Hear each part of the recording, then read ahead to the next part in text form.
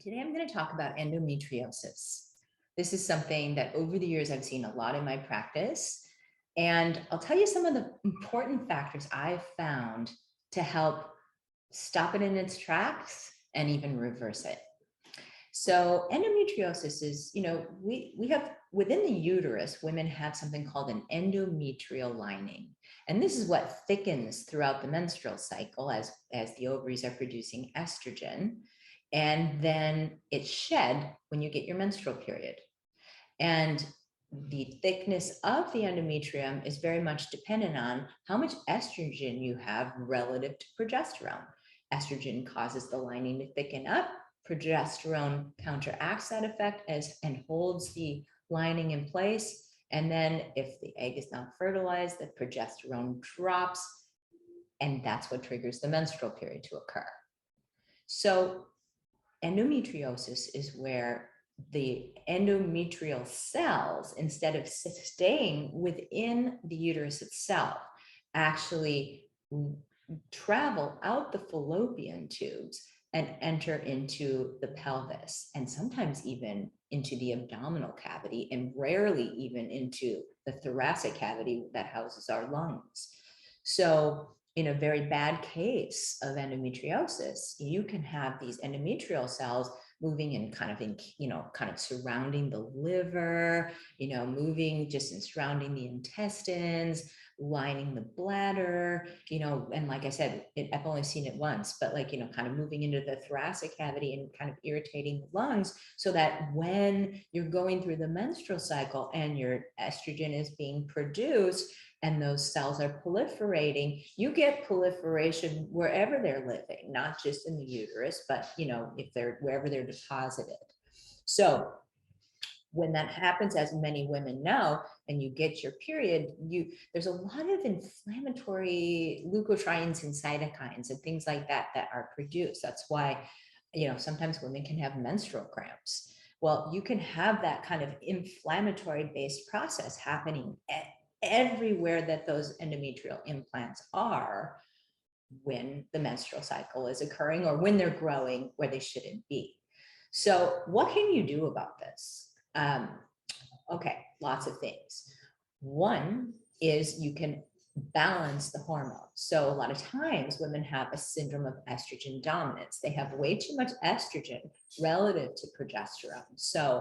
So that they either are not clearing estrogen effectively by the liver on a regular basis, and so the estrogen is building up higher and almost exponentially higher than it should, so they have too much estrogen, or they don't have enough progesterone. And the most common reason for that in a young woman is that the adrenals are fatigued and the body's going to rob progesterone to make cortisol.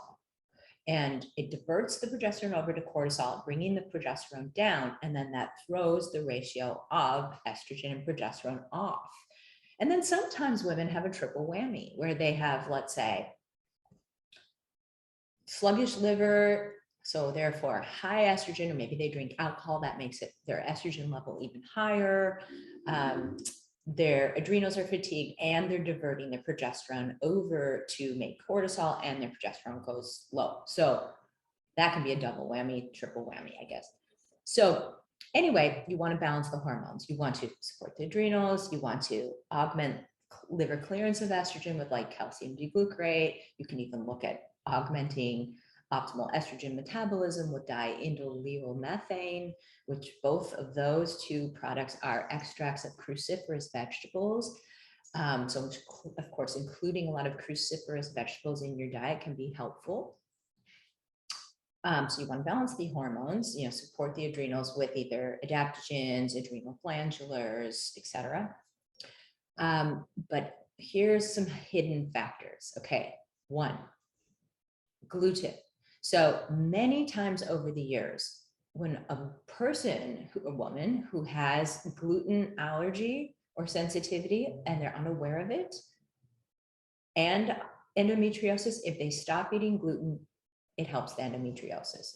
And in many, many, many cases I've seen over the years, so many it's hard to count, the endometriosis goes away.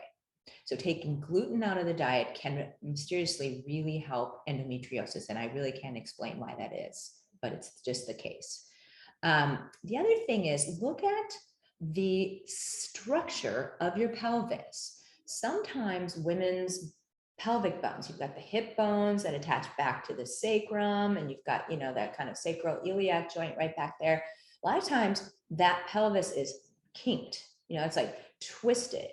And so then the normal motion of the pelvis when you're walking, when you're diaphragmatic breathing, the normal motion that the uterus should have, because all organs have a pulsation as the blood is passing through. They actually have a unique pulsation, and it's part of the kind of rhythmic activity of the body and how cool it is. But that all gets really thwarted if there's a kink in the pelvis, like if the pelvis is not structurally aligned. So think about that. That's something that, would require going to an osteopath or a very, very good chiropractor, or doing some very deep tissue works, maybe on the psoas muscle that could be causing a spasm and kind of a twist. So think about structural alignment.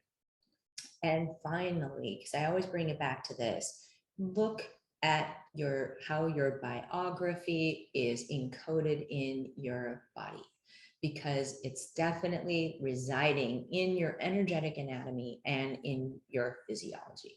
So not in every case by any means, but in some cases, there's a history of trauma, there's a history of sexual trauma, and even there's a history of being very empathic and almost metabolizing other people's emotions for them. So like if you're one of those individuals that walks in a room and immediately knows, oh, she's sad, he's upset, this person's frustrated with that person, and you pick it up like just like that, it's probably because you're an empath. And very oftentimes you pick that kind of information up in your pelvis. It's really an interesting, well, not the ideal way to sense other people's emotions. But very oftentimes it's just what people learn to do. And they not only sense the emotions, but they kind of feel them and then metabolize them. And that's a lot of work that really does not need to happen. So I highly recommend you consider going to, let's say, what I did, Academy of Intuition Medicine, to learn how to do things differently. You can sense people's emotions without having to feel them yourself.